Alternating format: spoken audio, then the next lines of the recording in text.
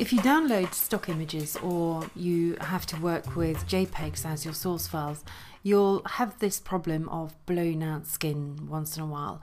And as much as I like the high key image, a portrait that has lost its definition in the skin is not just technically weak, it gives the weak impact on the image itself. I have a feeling that we can draw out some depth and some freckles here, and I'm going to use apply image to do that.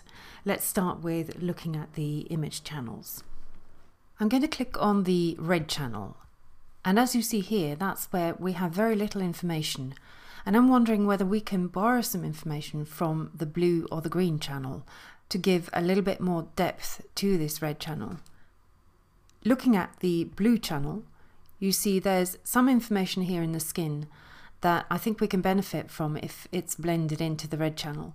Now the red channel should be a bright channel in the skin, it usually is, but I think it could benefit from a little bit of this and possibly also a little bit of the green channel, where you see a slight level here of information and detail and variation in the skin. Before I go any further, I'm just going to click on the RGB and Command J just to make myself a layer via copy. This should always really be done on a copy layer, and I think it's always best to do it before you actually start retouching to see what you can get out of an image before you retouch it. Also bear in mind that this is actually a destructive process. It's not an editable process that you can bring back, so it's a good idea to have it on a separate layer. Also, because we're going to blend this layer probably to luminosity. First I have to determine the channel I want to blend into, and that's going to be the red channel. To be selected on the red channel and at the same time see the image in a composite view, you can press the tilde key. So we're still on the red channel, but we're seeing it in RGB. Let's go now to image and apply image. First of all, don't be put off by the color that you see here. That's going to be modified. We here have two main sections, the source and the target. The target is actually going to be the red channel, and the blending is by default multiply, but we're going to change that. The layer is going to be layer 1, and the source is the image itself. Now it could be another image of exactly the same size and dimensions. For example, if you duplicate an image and convert it to, say, lab mode, and you do some modifications, say, on the lightness channel, and you want to blend that into it. So you could do that. But in this case, my source is the same image, and I'm using the blue channel to blend in.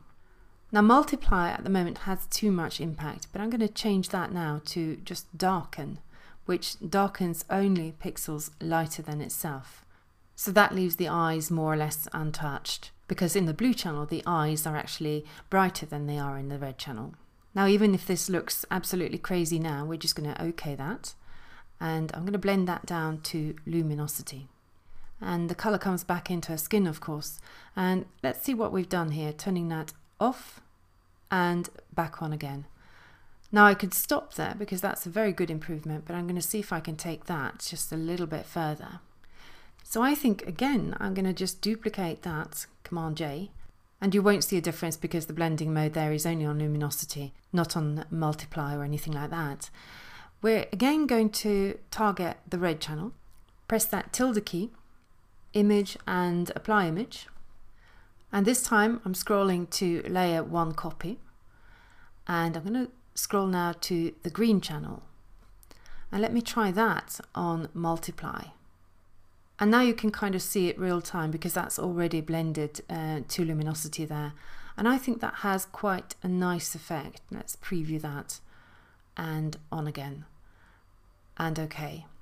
And let's turn both of those layers off and back on again.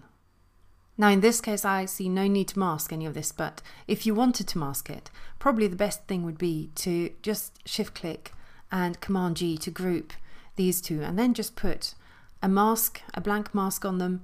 And let's say if you did want to mask the hair a little bit, you could just use a low opacity and flow and just mask that off a bit here. But I don't think that's necessary really, so I'm just going to drag the mask to the wastebasket and just delete that layer mask altogether.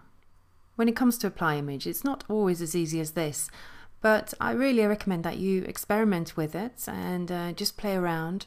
And remember that if it's too extreme, you can also lower the opacity of the layer.